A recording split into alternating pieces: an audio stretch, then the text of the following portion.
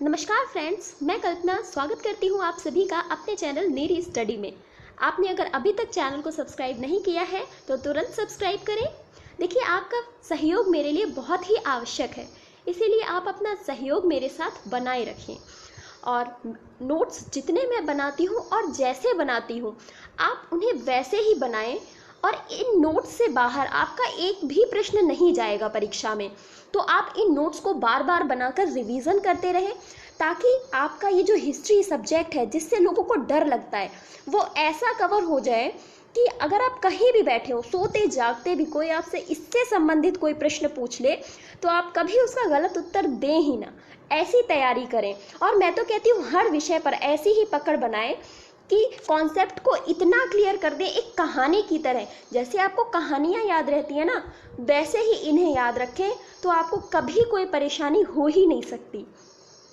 हमने अब तक हर्षवर्धन के साम्राज्य तक सब कुछ विस्तार पूर्वक इतिहास के तथ्यों को, प्राचीन भारत के इतिहास के तथ्यों को कवर कर लिया है।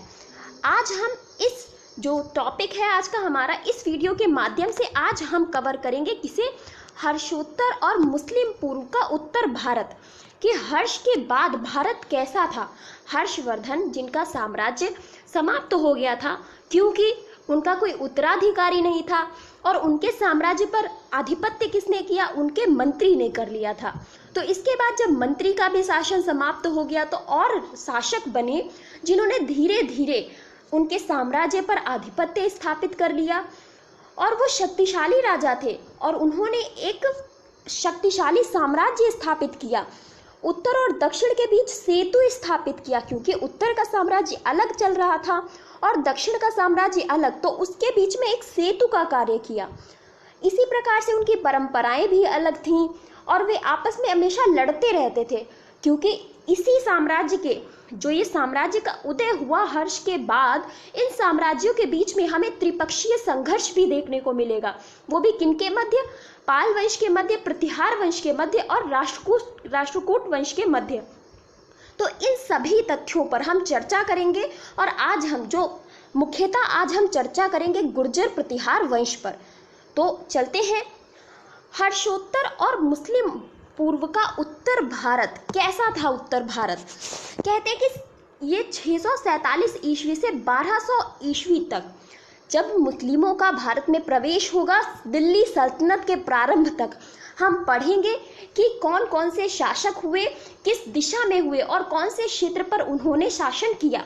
किसी भी राजा के पास बहुत बड़ा साम्राज्य नहीं था, छोटे छोटे साम्राज्य स्थापित हुए जिन पर उन्होंने शासन किया। तो कहते हैं 7वीं शताब्दी में हर्ष की मृत्यु के बाद 1200 ईस्वी में दिल्ली सल्तनत के उदय होने तक 600 वर्षों के मध्य उत्तर भारत में उथल पुथल का समय रहा, कि युद्ध चलते रहे, आपस में संघर्ष होता रहा।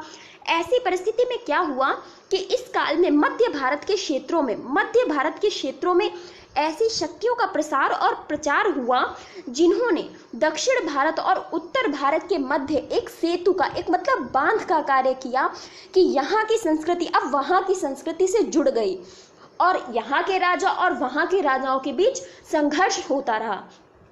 हर्ष के मंत्री अर्जुन के पतन के बाद कन्नौज पर यशोवर्मन नामक राजा के शासन का प्रमाण मिलता है, कि एक यशोवर्मन नाम का राजा हुआ जिसने अर्जुन के बाद कन्नौज पर शासन किया, क्योंकि कन्नौज मुख्य केंद्र था, बहुत शक्तिशाली क्षेत्र था।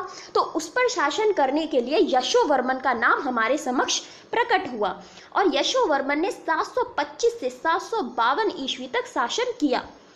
इससे हमें क्या पता चलता है कि ये हमें तथ्य पता कहाँ से चले कि यशोवर्मन नाम का कोई राजा हुआ जिसने शासन किया। तो ये तथ्यों का हमें पता चला समसामयिक ग्रंथ गॉड वहो, इससे हमें पता चला कि यशोवर्मन को दक्षिण तक विजय का श्रेय था, कि अब ये एक राजा ऐसा हुआ जिसने दक्षिणापथ पर भी विजय कर ली, एक दक्षिण के जो क्षेत्र थे उन पर विजय करी। इसके साथ साथ भवभूति की मालती माधव महावीर चरित्र, उत्तर रामचरितम, इन पुस्तकों से, और इनके साथ साथ वाकपति की गॉड वहो से। वाकपति की गौड़ वहों से हमें इन तथ्यों का पता चला कि इसने जो था शासन किया था, अर्थात यशोवर्मन का शासन चलता था। और किसके बाद? अर्जुन के बाद। और अर्जुन कौन था? हर्षवर्धन का मंत्री था। आगे चलते हैं। तो यशोवर्मन ने अपना चीन में अपना एक दूत मंडल भेजा था। राजा पहले दूत मंडल एक दूसरे के वहां भेजते थे, तो इसने चीन में अपना दूत मंडल भेजा था। वो भी कब भेजा था? 731 ईस्वी में चीन में अपना एक दूत मंडल भेजा था। और कन्नौज उस समय संपूर्ण शक्ति का केंद्र था। जैसे कि मैंने बताया कि कन्नौज एक शक्तिशाली क्षेत्र था जिस पर राजा आधिपत्य करने के लिए आपस में संघर्ष करते रहते थे। तो कन्नौज शक्ति का केंद्र था जिसमें शासन चल रहा था यशोवर्मन का। परंतु यशोवर्मन का शासन जल्दी ही समाप्त हो गया। और उसके बाद प्रकाश में जो आए वो थे आयुध राजकुल। उसके बाद आयुध राजकुल प्रकाश में आया और इस राजकुल में केवल 3 राजाओं का वर्णन किया गया है। और वो भी कहाँ किया गया है? तो वो किया गया है कर्पूर मंजरी में।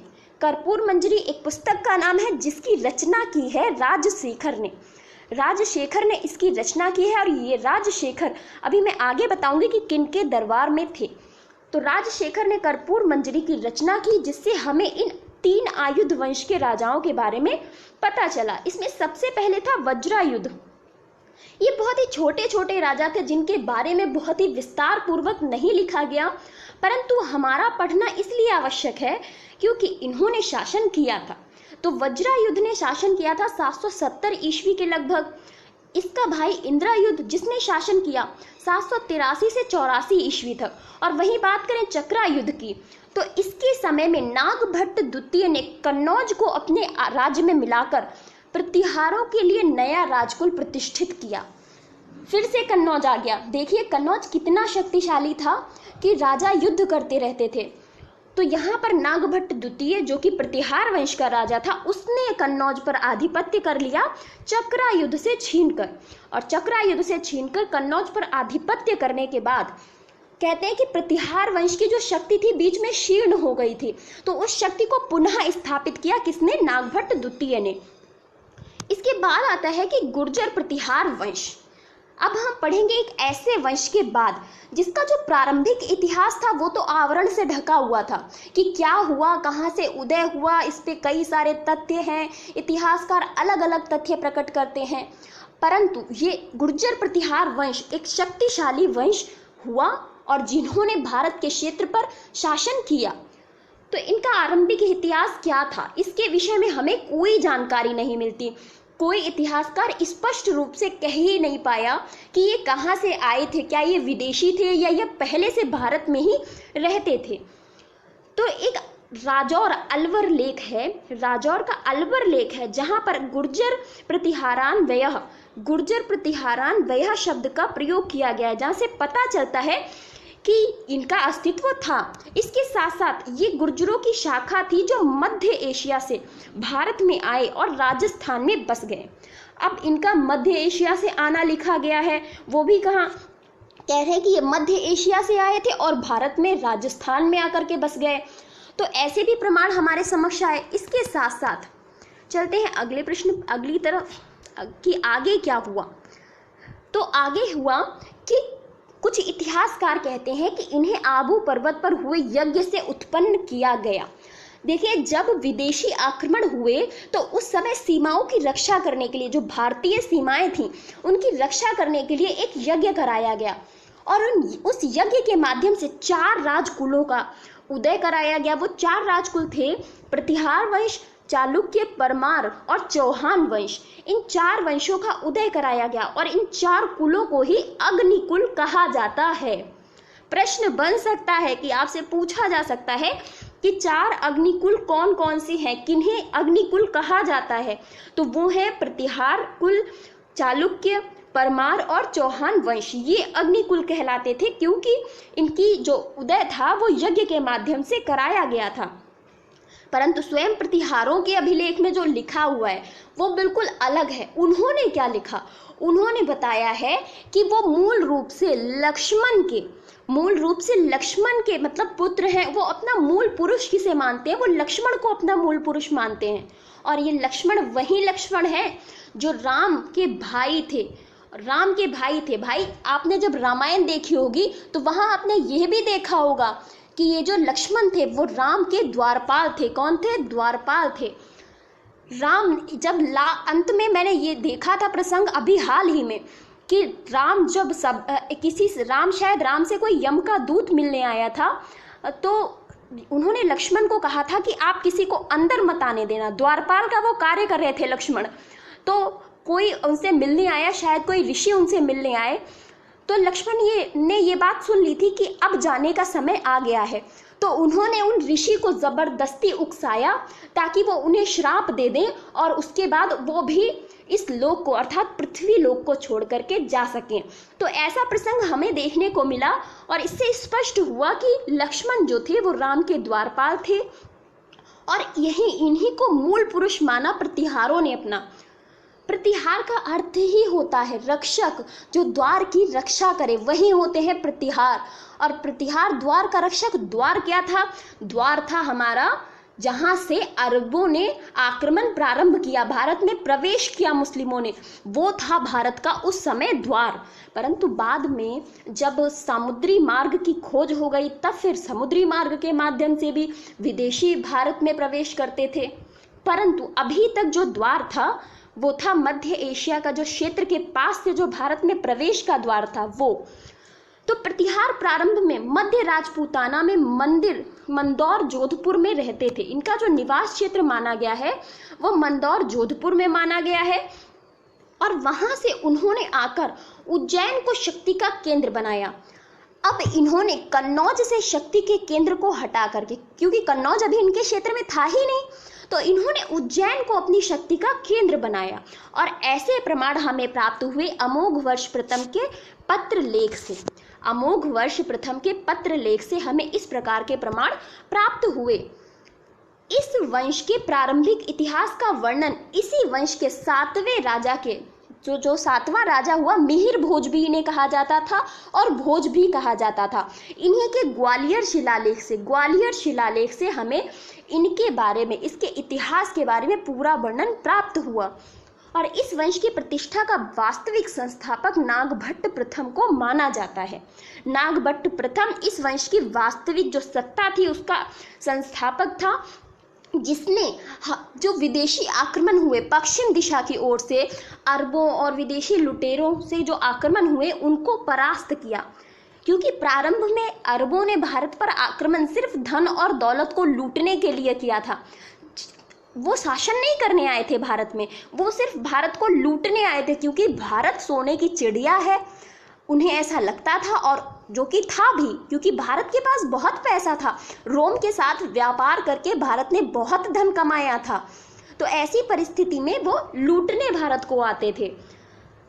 इस वंश का जो चौथा राजा हुआ वो हुआ वत्सकार। इस वंश का चौथा राजा वत्सकार हुआ, जिसने भंडी जाति को पराजित करके अपना शासन स्थापित किया, अपनी प्रसिद्धि को सबके समक्ष प्रकट किया या प्रस्तुत किया। तो ये वत्सकार चौथा राजा हुआ। वानी दिंदौरी व राधनपुर के लेखों के अनुसार इसने बंगाल के राजा धर्मपाल को हराया था। देखिए 3 वंश बहुत महत्वपूर्ण हैं आपके लिए, प्रतिहार वंश, पाल वंश और राष्ट्रकूट वंश, क्योंकि तीनों के मध्य त्रिपक्षीय संघर्ष चलता था। एक दूसरे को मारता था और तीसरा बीच में आके बीच वाले को मार देता था। यही था त्रिपक्षीय संघर्ष। कोई किसी की तरफ नहीं था, कोई कभी भी परिस्थितियों को देखकर तीसरे वाले से हाथ मिला लेता था। तो यहाँ पर धर्मपाल को वत्सकार ने पराजित कर दिया, जो कि बंगाल का राजा था, क्योंकि वहां पाल वंश चल रहा था। परंतु वत्सकार स्वयं राष्ट्रकूट राजा ध्रुव से हार गया। यहाँ इसने राष्ट्रकूट जो राजा ध्रुव था उसने परिस्थिति का लाभ उठाया और वत्सकार को हरा दिया। ये मरु के मध्य आश्रय ढूंढने को विवश हो गया। अब परिस्थितियां ऐसी आ गई, राजा था हार गया, साम्राज्य जो था, जो क्षेत्र था, वो दूसरे लोगों ने उस पर आधिपत्य कर लिया।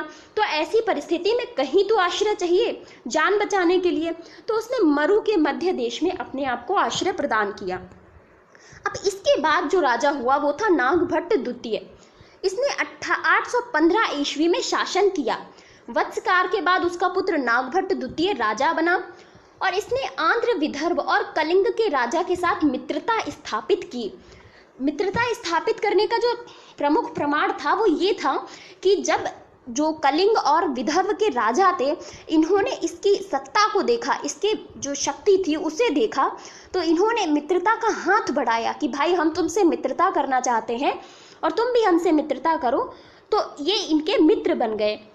इसके बाद इसने अपने कुल की प्रतिष्ठा को पुनः स्थापित करना चाहा, क्योंकि सत्ता जब वत्सकार को हरा दिया राष्ट्रकूट राजा ने, तो सत्ता थोड़ी सी डगमगा गई। तो ऐसी परिस्थिति में इसके पुत्र ने पुनः प्रतिष्ठापित करना चाहिए, परंतु गोविंद तृतीय द्वारा यह पराजित हुआ। यह भी राष्ट्रकूट राजा था। गोविंद तृतीय ने इसे हरा दिया। अब सत्ता थोड़ी बहुत और फिर से डगमगा गई। जो चीज़ पहले से ही हिल रही है उसको और ज़्यादा हिला दो तो स्थिति खराब हो जाती है ना। फिर बाद में इसने चक्रा युद्ध को पराजित करके कन्नौज पर आधिपत्य कर लिया, जैसा कि प्रमाण मैंने पहले भी बताया था। और कन्नौज जो कि शक्ति का केंद्र था, तो जब कहते हैं ना कि नागमणि हाथ में लग जाए तो सत्ता आपकी है, तो वही हुआ कि कन्नौज जब हाथ में आ गया तो शक्ति फिर किसके हाथ में आ जाएगी? नागभट्ट द्वितीय के हाथ में आ जाएगी। कन्नौज आधिपत्य से बंगाल शासक धर्मपाल ने युद्ध आरंभ कर दिया और नागभट्ट द्वितीय ने धर्मपाल को बुरी तरह परास्त किया। धर्मपाल एक बार फिर लड़ने आए और दोबारा पराजित हो गए। इन्होंने सोचा कि कन्नौज इस बार हम जीत लेंगे, लेकिन ऐसा हुआ नहीं और कन्नौज के चक्कर में धर्मपाल पुनः पराजित हो गए। अब विजय ग्वालियर अभिलेख से हमें क्या पता चला कि इनकी जो विजय थी, नागभट्ट द्वितीय ने किन किन क्षेत्रों पर विजय की थी, तो वो हमें ग्वालियर अभिलेख से पता चला। इन्होंने उत्तर काठियावाड़, मालव और मध्य भारत, मत्स्यों का देश, किरातों का देश, तुरुष्कों के प्रांत और वत्सों के राज्य पर आधिपत्य स्थापित किया था। किसने? नागभट्ट द्वितीय ने। चलते हैं आगे। तो आगे अब हम पढ़ेंगे मिहिर भोज के बारे में। इससे पहले हम पढ़ते हैं कि नागभट्ट द्वितीय ने सुल्तान वेग को भी पराजित किया था। ये सुल्तान वेग जो है अरब का शासक था। सुल्तान वेग को नागभट्ट द्वितीय ने पराजित किया था और ये खलीफा अल मामून के अधीन सिंध के गवर्नर का पुत्र था। भाई अलग अलग क्षेत्रों में अलग अलग शासकों का शासन चल रहा था, तो ये जो सिंध के गवर्नर का पुत्र सुल्तान वेग था, इसको नागभट्ट द्वितीय ने पराजित किया था। और मुस्लिम और अरब प्रतिहारों के सबसे बड़े शत्रु कह सकते हैं। हमेशा शत्रु रहे, कभी भी मित्र की श्रेणी में नहीं आए। इसके बाद हम पढ़ते हैं मिहिर भोज के बारे में। मिहिर भोज, जिन्हें भोज भी कहा जाता है, तो आप कंफ्यूज नहीं होंगे, भोज भी कहा जाता है। इनका अन्य नाम उपाधि के तौर पर मिहिर भी कहा जाता था। नागभट्ट द्वितीय का पुत्र रामभद्र जब राजा बना, तो नागभट्ट द्वितीय के बाद उनका पुत्र रामभद्र राजा बना, परंतु वो कमजोर शासक था। और कमजोर शासक था तो इसके शासन काल में शक्ति और ज्यादा क्षीण हो गई। और पाल राजा देवपाल ने इसके काल में प्रतिहारों की शक्ति को बिल्कुल क्षीण करके रख दिया। फिर उसके बाद कौन राजा बना? रामभद्र का पुत्र मिहिर भोज राजा बना। लगभग 836 ईस्वी से 885 ईस्वी तक इसने शासन किया। इसने प्रतिहारों की क्षीण हुई शक्ति को पुनः एकत्र करने का प्रयास किया, क्योंकि अगर कोई शक्तिशाली राजा साम्राज्य पर आधिपत्य स्थापित करने आएगा तो वो सबसे पहले क्या करेगा? जो बिखरी हुई शक्ति होती है उसको एकत्रित करके एक पूरा शक्तिशाली साम्राज्य स्थापित करेगा। तो इसने शक्ति को स्थापित करने का प्रयास शुरू कर दिया। देवपाल की मृत्यु के बाद राष्ट्रकूटों द्वारा बंगाल पर आक्रमण किए जाने से प्रतिहार राजा को एक अवसर मिल गया कि जब देवपाल की मृत्यु हो गई तो राष्ट्रकूटों ने बंगाल पर आक्रमण कर दिया और बंगाल में पाल वंश का शासन चल रहा था और इनके मध्य त्रिपक्षीय संघर्ष, तो उसका फायदा उठाकर राष्ट्रकूटों ने बंगाल पर आक्रमण कर दिया। और यही सही मौका था किनके पास? प्रतिहारों के पास। तो प्रतिहारों ने क्या किया कि राष्ट्रकूट राजा कृष्ण द्वितीय को पराजित कर मालवा और गुजरात क्षेत्र पर अधिकार कर लिया। इन्हें मौका मिला और मौका मिलते ही इन्होंने मालवा और गुजरात पर आधिपत्य कर लिया कृष्ण द्वितीय को हराकर। कहते हैं कि जो मिहिर भोज था ये वैष्णव धर्म का उपासक था। लगभग जितने भी प्रतिहार वंश के राजा हुए वो हिंदू धर्म को मानने वाले थे और ये वैष्णव धर्म का उपासक था, भगवान विष्णु की पूजा करता था। इसके साथ साथ इसकी उपाधियां जो प्राप्त हुई हैं, आदि वराह, प्रभास और मिहिर, ये उपाधियां इसको प्राप्त थीं। आदि वराह, प्रभास और मिहिर। मिहिर भोज अरबों का अमित्र और इस्लाम धर्म का शत्रु था। याद रखने वाला तथ्य कि ये अरबों का अमित्र था और इस्लाम धर्म का शत्रु था। इसके बाद जो राजा हुआ वो था महेंद्रपाल प्रथम। इसने 885 ईस्वी में ये राजा बना और 910 ईस्वी तक इसने शासन किया।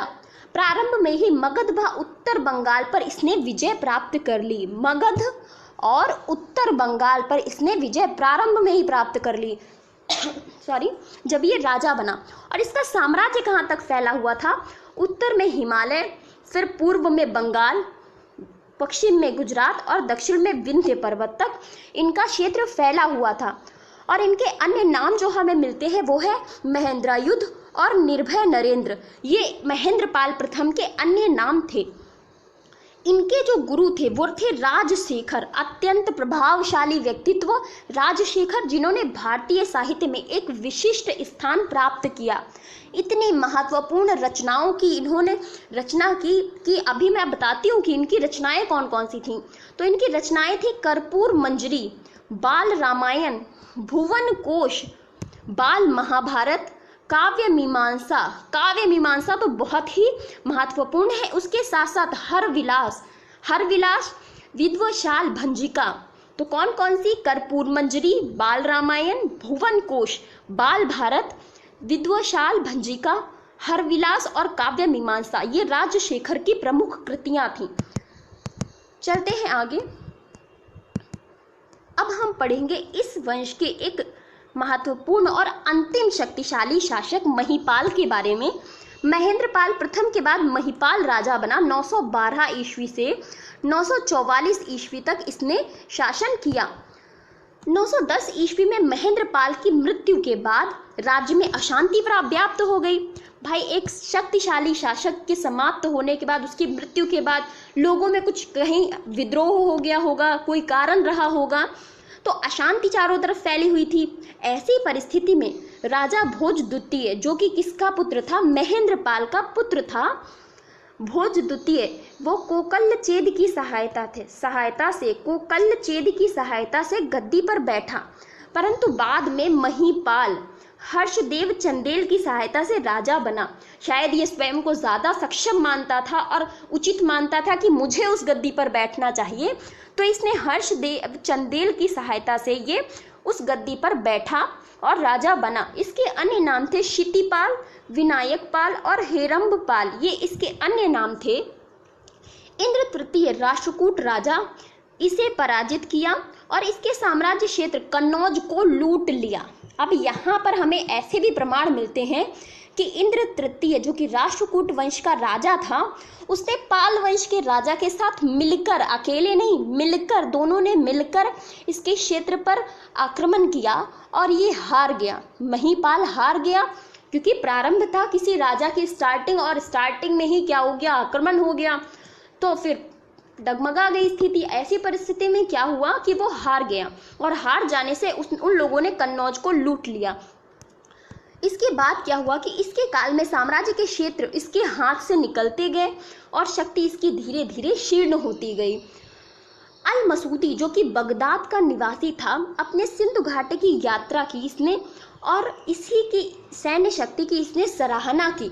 इसने कहा कि प्रतिहारों की जो सैन्य शक्ति थी वो बहुत ही अच्छी थी। इसने बताया कि अल मसूदी ने शत्रुता, राष्ट्रकूट व प्रतिहारों की के मध्य शत्रुता थी, इसका वर्णन अल मसूदी ने किया है। और ये बगदाद का निवासी था जो कि यात्रा करने के लिए आया था।